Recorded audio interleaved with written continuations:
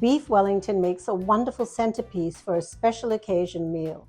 There are a few steps involved in the preparation, but they are fairly simple.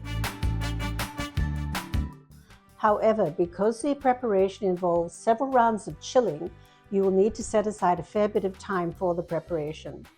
The chilling is important because the puff pastry that encases the beef needs to be baked at a high temperature, so the colder the meat, the less chance there is to overcook it.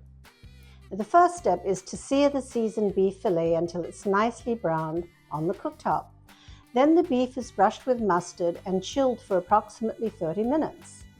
It is recommended to tie the roast during this step to help keep its shape. Now, the mushroom shallot mixture, known as duxelles, is prepared. First, the mushrooms and shallots are finely chopped in the food processor, then cooked for approximately 20 to 25 minutes, together with some garlic and a splash of sherry. Once cooled, this mixture is also chilled for about 30 minutes. Then it's time to prepare your work surface to roll the beef with the mushroom mixture. First, plastic wrap is used to help you with the rolling. Laid out on the counter, that is topped then with a few sheets of phyllo dough, which is used to help prevent too much moisture getting into the pastry. Next, we add some thinly sliced prosciutto. Then we smear the duxelles gently over the prosciutto to form an even layer. Now the chilled beef is added and everything is rolled into a log, and you can use the plastic wrap as a guide. The prepared beef is best placed back in the refrigerator at this time while you heat the oven and prepare the puff pastry. When you heat the oven, choose the convection bake mode and heat the oven to 400 degrees Fahrenheit or 205 Celsius and roll out the pastry.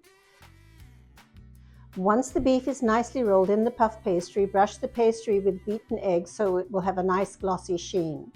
You can also use your creative talents to create a nice design on the pastry if you choose, and sprinkle it with a little bit of flaky sea salt such as Maldon, and then it's time to bake your masterpiece. I'm baking my Wellington in convection, however it can also be baked in a steam oven. Steam is beneficial when baking puff pastry because the steam helps separate or puff the many layers of the dough that are formed when the pastry is made. But the natural moisture retention in convection also gives great results. You can use your oven meat probe to monitor the internal temperature of the meat to avoid overcooking it. I will program my meat probe to reach an internal temperature of 125 degrees Fahrenheit, 52 Celsius, and I definitely plan to rest the Wellington for about 10 to 15 minutes before slicing.